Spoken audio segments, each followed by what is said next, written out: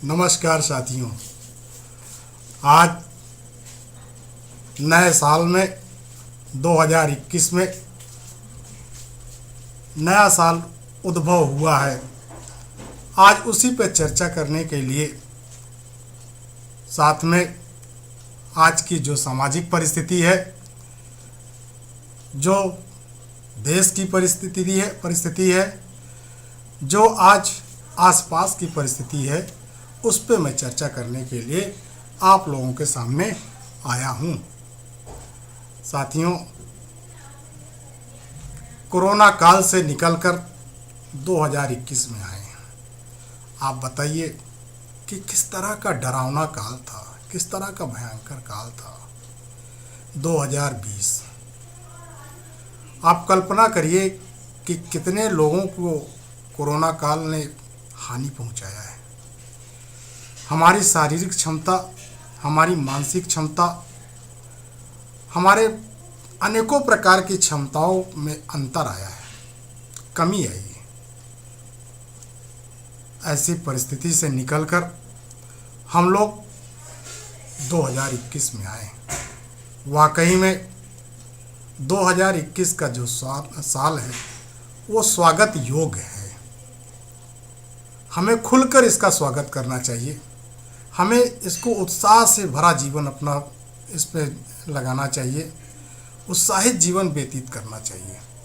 वाकई में ऐसा समय कभी नहीं आया था जब देश का मीडिया, देश का तंत्र सब जो है ऐसी परिस्थिति पैदा कर रहे हैं कि वाकई में आपको डर कर रहना है।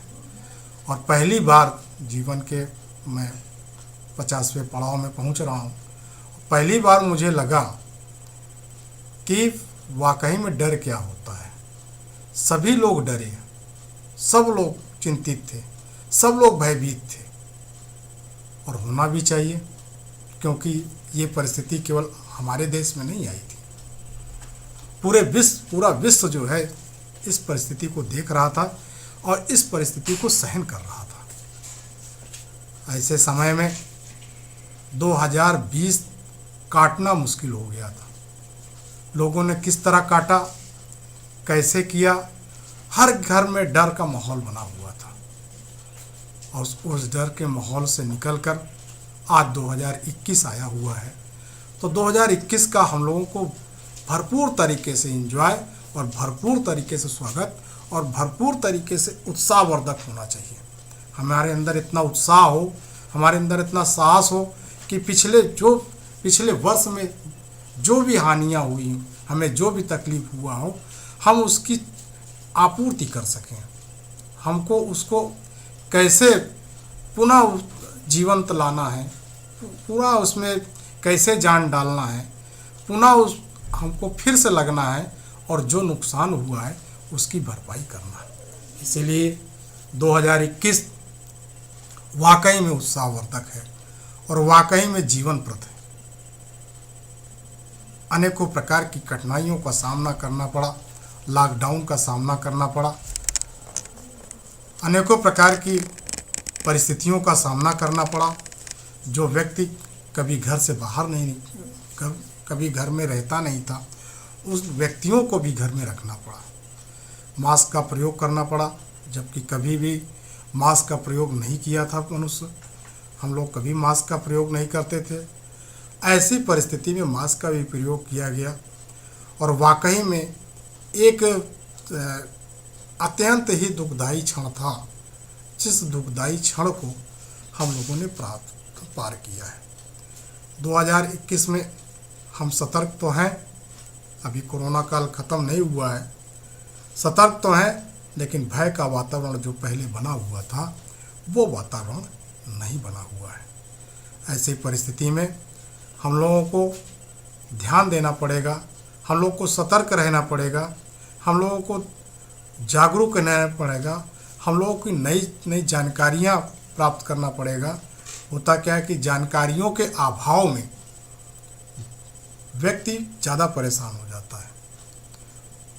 सुनी सुनाई बातों पर, व्हाट्सएप की बातों पर, सुनी सुनाई बातों पर, व्हाट्सएप की बातों पर फेसबुक की बातों पर, मीडिया का गलत प्रचार और अनेकों प्रकार के गलत संदेश जिसकी सही जानकारी हमको नहीं होती है, और सही जानकारी ना होने की वजह से हम लोग परेशान हो जाते हैं। ऐसी परिस्थिति में हमें जानकारी के स्रोत को हासिल करना पड़ेगा, हमें जानकार बनना पड़ेगा।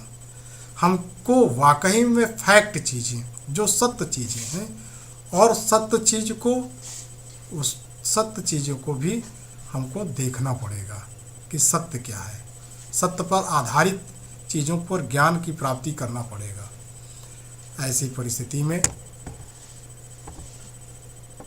हम लोग अपने जीवन को निर्वाह कर रहे हैं और आगे अपने जीवन को निर्वाह भी करेंगे। लेकिन वाकई में जो सबसे अच्छी चीज़ है कि आपको कहीं भी भ्रम की स्थिति नहीं प्राप्त करना होगा। भ्रम की स्थिति से आपको बाहर निकलना होगा। भ्रम ही है जो सभी दुखों का कारण है।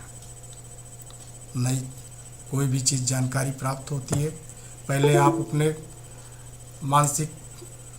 मानसिक विकास के द्वारा, मानसिकता के द्वारा, उसको अपने बुद्धि के परे के द्वारा देखिए कि वाकई में ये चीज़ हो सकती है कि नहीं हो सकती है। और वाकई में सबका सुनिए, लेकिन जब तक आप उसको सत्य की कसौटी पर ना तौलिए तब तक उससे डरने की ज़रूरत नहीं है। परिस्थितियाँ बिगड़ भी सकती हैं, परिस्थितियाँ अच्छी भी हो सकती हैं, और सब कुछ आपके ज्ञान के ऊपर है। यदि वाकई में सही चीज़ की जानकारी, सही ज्ञान की प्राप्ति यदि आपको हो जाती है तो ऐसी परिस्थितियाँ बिगड़ नहीं सकती। आपके यहाँ डर का माहौल नहीं पैदा हो सकता, आप डर नहीं सकते हैं, और परिस्थितियों से लड़ने की क्षमता आप में डेवलप होगा, और सही जानकारी होने से आपका सही विकास भी होगा।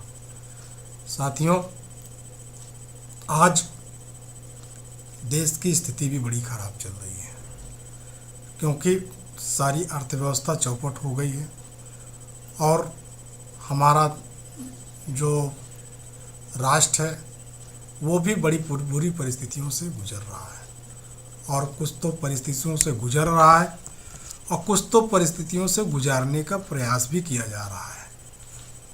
कई ऐसी समस्याएं हैं जिन समस्याओं से हम लोगों को जूझना पड़ेगा, हम लोग को लड़ना पड़ेगा, हम लोग को जो है प्रयास करना पड़ेगा कि ऐसी समस्याएं ना आए, क्योंकि कोरोना काल एक बहाना ना बन जाए, एक ऐसा अवसर ना बन जाए कि हम लोगों के विकास में बाधक बन जाए, हम लोगों के पीढ़ियों को पुनः वहीं पर छोड़ दिया जाए जहां से हम लोग चले थे। हमारे पूर्वजों ने अनेकों प्रकार के कठिन परिश्रम करते हुए, अनेकों प्रकार की यातनाओं को सहते हुए हम लोगों को यहाँ पर ले आए थे। अब परिस्थिति ऐसी आ रही है कि पुनः हम उसी जगह पहुँचने के लिए बाध्य हो रहे हैं जहाँ से हम चले थे। साथियों, हमारा सबसे बड़ा सिस्टम था वो सरकारी तंत्र था। हम मेहनत करते थे, हार्डवर्क करते थे, हार्डवर्क करने के बाद हम सरकारी नौकरियों को प्राप्त करते थे। हम सरकारी नौकरी को प्राप्त करने के लिए अपना पूरा जीवन लगा देते थे। यहाँ तक कि हम सरकारी नौकरी प्राप्त करने के लिए अपनी जीवन की जितनी भी उपलब्धि है वो सब लगाकर हम सरकारी नौकरी को प्राप्त करते थे, क्योंकि यही सरकारी नौकरी हमारे जीवन के स्तर को बढ़ा सकती थी। आज जीवन के स्तर को बढ़ाने के लिए हम लोग अनेक प्रयास कर रहे हैं, लेकिन देश में षड्यंत्र भी बहुत तेज़ी से बढ़ रहा है। वो क्या रहा है? सारा सिस्टम प्राइवेटीकरण होने जा रहा है। देश की सरकार ये नहीं सोच रही है कि इससे हानि क्या है।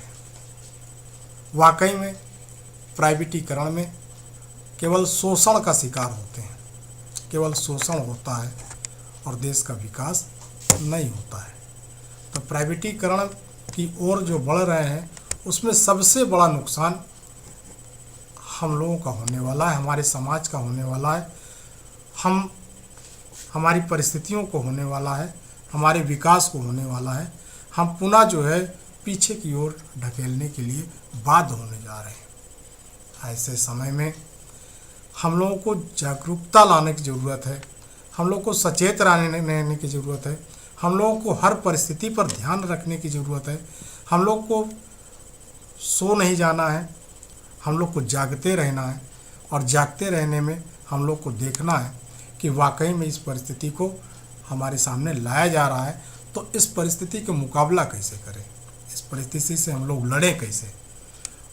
लड़ने के लिए हमें एकता की ज़रूरत पड़ेगी, हमें संघर्ष की ज़रूरत पड़ेगी, हमें कुर्बानी की ज़रूरत पड़ेगी, हमें अनेकों प्रकार की चीज़ों की ज़रूरत पड़ेगी। और जब तक हम एक नहीं होंगे, हम समझेंगे नहीं, हम जानकारियाँ इकट्ठा नहीं करेंगे, हम देखेंगे नहीं, तो हमारे साथ भयावह स्थिति पैदा हो सकती है। और जिस पीढ़ी को हमारे बुजुर्गों ने, हमारे लोगों ने, हमारे अनेकों प्रकार की पीढ़ियों ने जिस कठिन परिश्रम से हमको यहाँ लगा कर खड़ा किया है, अगर हमने इस चीज़ों को ध्यान नहीं दिया, हम इस पर बात नहीं करेंगे, हम इसकी जानकारी नहीं करेंगे, इसके लिए संघर्ष करने के लिए तैयार नहीं रहेंगे, हम, क्योंकि संघर्ष ही मेन रास्ता है, इसके लिए हम कुर्बानी देने के लिए नहीं तैयार रहेंगे, तब तक कुछ भी नहीं हो सकता है। इसलिए साथियों, आज तो इतने में बात कर रहा हूँ। आपको जागरूक रहना है, आपको सचेत रहना है, हर परिस्थिति पर ध्यान रखना है। आगे फिर मैं पुनः जब भी समय मिलूँगा आपसे पुनः बात करूँगा। बहुत बहुत धन्यवाद, बहुत बहुत धन्यवाद। नमस्कार।